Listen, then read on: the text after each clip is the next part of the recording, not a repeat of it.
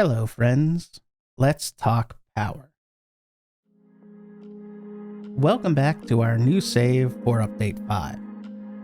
In previous saves, we created one power plant to use 100% of the oil available on the west coast right up front. In this save, we have kept the fuel generators on the west coast and decided to try for a more modular and expandable design, rather than building a plant to use all of the oil. If you'd like to see what that larger power plant looked like, I'll leave a card above.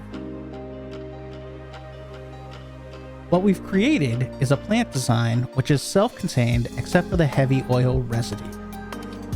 We'll leave the residue processing elsewhere, since we can also use the byproduct for plastic and rubber production. Where we have built pairs of buildings, we have linked their processing by passing fuel and canisters between the two to add visual interest. While the design is not particularly tall, we have continued to focus on verticality and layers. The plants themselves have 2 floors, and the logistics pass below and through the buildings. Even the ceilings are multi-layered to break them up visually. Plumbing, hypertubes, and lighting occupy a central level below the buildings, and trains pass between the buildings. The plants each power their own water extractor, packager, refinery, and unpackager, and link to each other with a single external power connector.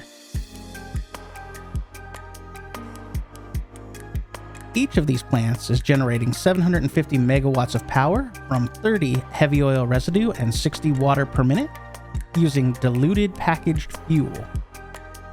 Each plant also contains 1,800 megawatts in power storage within the foundation.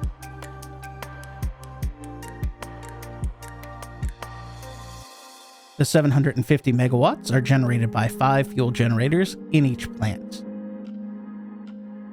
We have continued to hide the wiring beneath the floor and within pillars to keep it clean. The internal plumbing for water and fuel is also contained primarily in the floor, although we have left sections visible to add interest.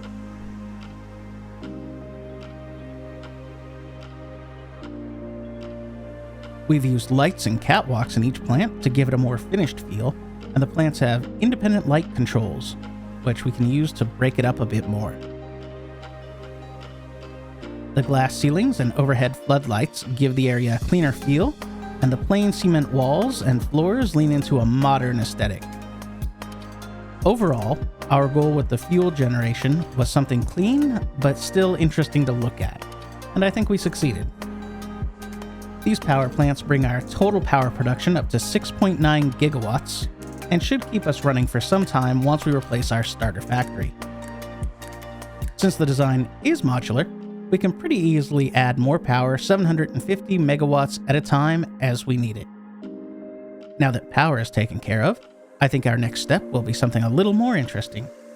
Maybe building a permanent home for our space elevator. If you would like to be a part of building this world, be sure to join me on Twitch Wednesdays, Fridays, and Saturdays. If you like this build, be sure to subscribe and hit that thumbs up. It helps a lot.